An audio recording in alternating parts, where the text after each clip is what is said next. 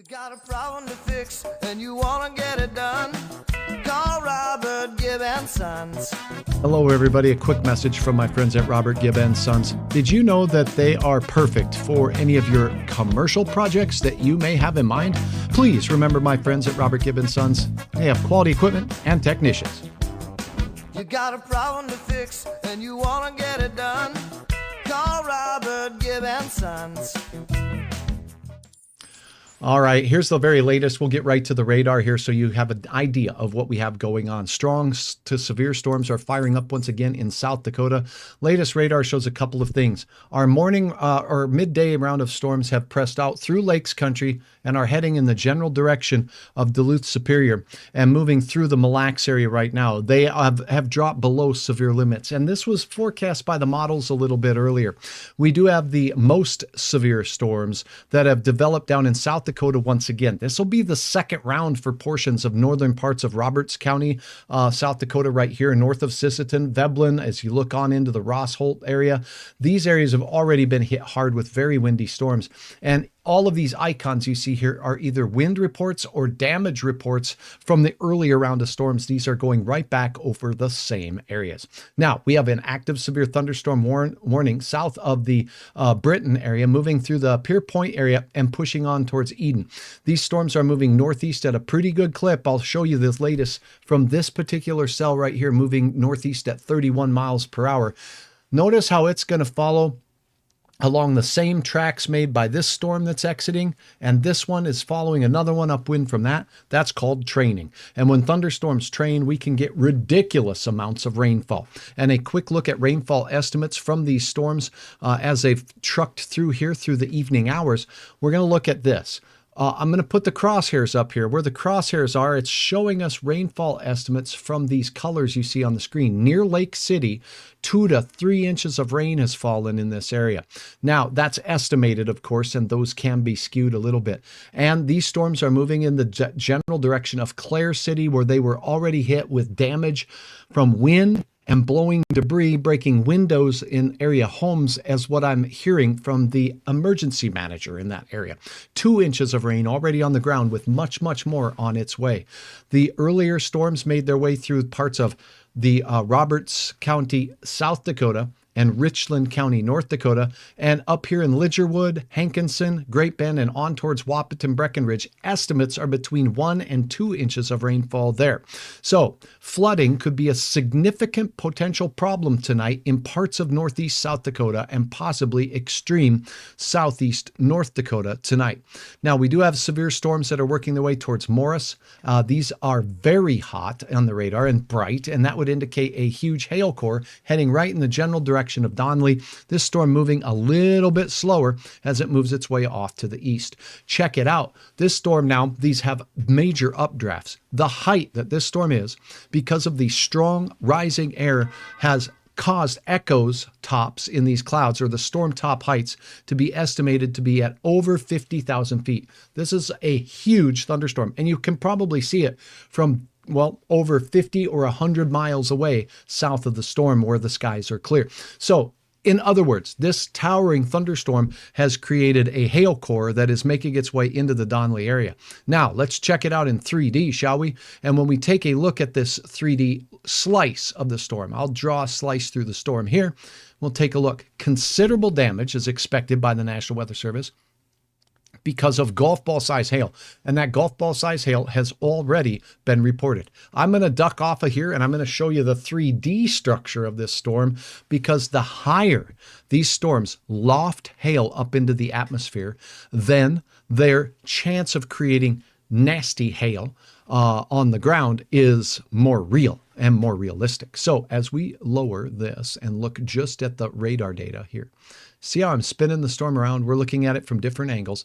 The white colors you see here are the lower reflectivities, like raindrops and cloud droplets. Okay, so I can go ahead and dismiss those lower reflectivities, and let's look at just the areas of green, which would be heavy rain. So as I set this up for you, you can now see where this storm is creating areas of heavy rain, this line of storms. The strongest cell that we are watching here is right in this Donley area, and it's this guy right here. I'm zooming in very slowly. And now, how high are the hailstones being seen in the upper atmosphere? Let's zoom in just a little closer. And now let's take away some of the green colors here as I try to carefully maneuver the radar view. And now we're going to look just at the hail core, right? I'm looking at 55 to 60 dBz and larger, just the biggest of the hailstones. Now, when we take that out, you can see pink colors way up high in the cloud. So if I lower this down, and now if I try to tilt it just a little bit more, what you're going to notice here is that we have pink reflectivities way, way up high in the cloud. That means the chance of large hailstones heading down as this storm makes its way towards Donley are extremely high. We do have a hail core down lower here. See that? That's hailstones that are closer to the ground on a lower elevation angle scan.